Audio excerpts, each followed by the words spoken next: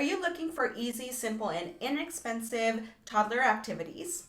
Well, if you are in the right place. My name is Leslie, and today I'm sharing 10 simple and easy activities that you can do with things that you probably already have in your household. The first activity is sink or float. Now, this is an amazing STEM activity that is going to give your child the opportunity to experience different materials.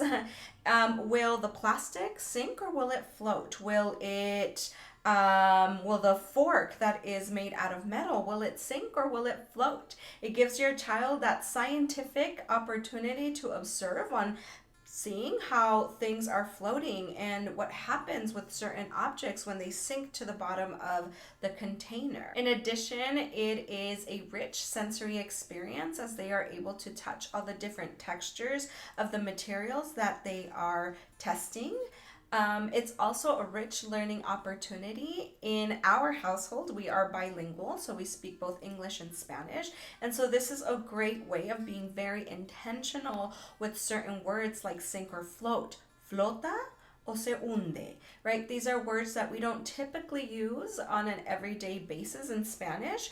And so this activity gives our family the opportunity to reinforce bilingualism in our home. The next simple and easy activity is a fragile box. Now, you can use any little box or little basket that you have laying around your house, and you can add 3 to 5 fragile objects, and this is going to help reinforce the idea of gentle hands. You can always model how to handle the object in a very fragile way, and how to use, right, their fingers in a very slow manner to really take care of these really fragile objects. This is a great piece of work that you can use if your toddler is currently having a hard time with hitting or pulling your hair, which is completely normal. It's part of toddler development.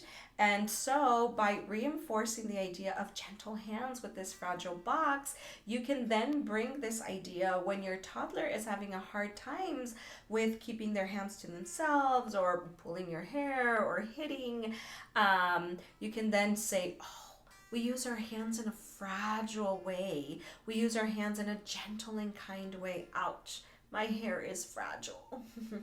So this activity here is not just an activity to keep your child busy, but truly it has this indirect preparation so that your child knows exactly how to properly use gentle hands. The next activity is stringing beads. Now, this is a very common activity, and you can really use a shoelace with any beads that you have at home, or even macaroni.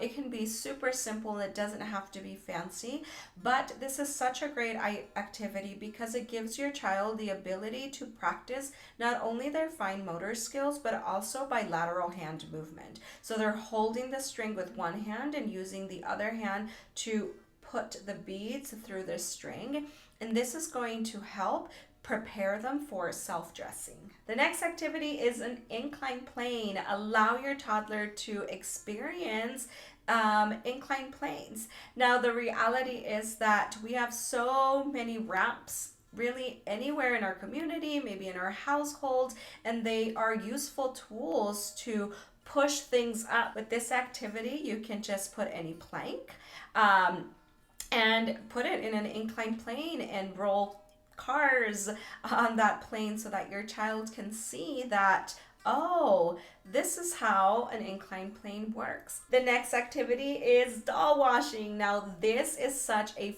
fun activity, having that it requires water, and most toddlers enjoy playing with water. They enjoy splashing water, and so it's a rich sensory activity, but it also teaches self-care. It teaches your child on how to wash the doll's head and their arms and their feet, which in essence is something that they are experiencing when they take a bath. This also helps with their development of sense of order. First, we put the doll in the water. Then we make sure that the whole doll is wet. Then we wash the doll's head and the body Then we dry the doll and then we cover it with a little blanket and put clothes on the doll. So there's this sequence of order that must happen in order to start and get all the way to the end of the activity. So order and sequence of order is something that your child is extracting from this activity. The next activity is cleaning. Give your child a child-sized broom and mop and a rag so that they can contribute to their home community by simply cleaning. Now, this here is an extremely easy activity, but it really feeds their desire to move. It provides a lot of that freedom of movement. It also provides them with that gross motor development as they are holding the broom and sweeping. They're really using their torso to sweep and their whole body. They're balancing their body. It provides them with the opportunity to also feel involved in their home community. They see you cleaning, so they want to do that as well. Most importantly, they are learning a life skill. Now, everyone, anywhere, any part of the world needs to clean, whether it is their bedroom, their bathroom, their office, their place of work. We all need this skill of organizing and cleaning, and so what better way to do it than making it in a very fun and easy way for your toddler to really set this beautiful foundation for life. Next activity is self-dressing. Now, this here is something that every toddler has the desire to do at one point, whether it is putting on their shoes, their clothes, their little hat, or their gloves. They all get to a point where they want to try, they want to do it themselves. And so this can become a very exciting and great activity for them to do. Remember that you want to start practicing how to self-dress when you have time, not when you are rushing out the door. And so creating this as an activity for your child is going to be perfect so that when you are rushing out the door and when you really do need them to just put on their shoes on fast, then they are going to know how to do it because they've had time to practice. And so if you see that your toddler needs an activity, you can simply lay their coat in front of them. This is called the Montessori coat flip, so that they can practice how to put their hands in and flip it over their head. You can give them some shoes. Velcro is preferred, or some easy shoes that they can just slip on so that they can practice how to put on their shoes. You can put a hat on their little shelf so that they can start practicing how to put on their hat. This activity here, of course, is teaching this important life skill, but by providing it in an activity form, you are making it extra fun and less stressful for them and for you. Now, along the lines of self-dressing, you can also do some matching sock activities. Now, this here is a math activity that your child can start engaging with.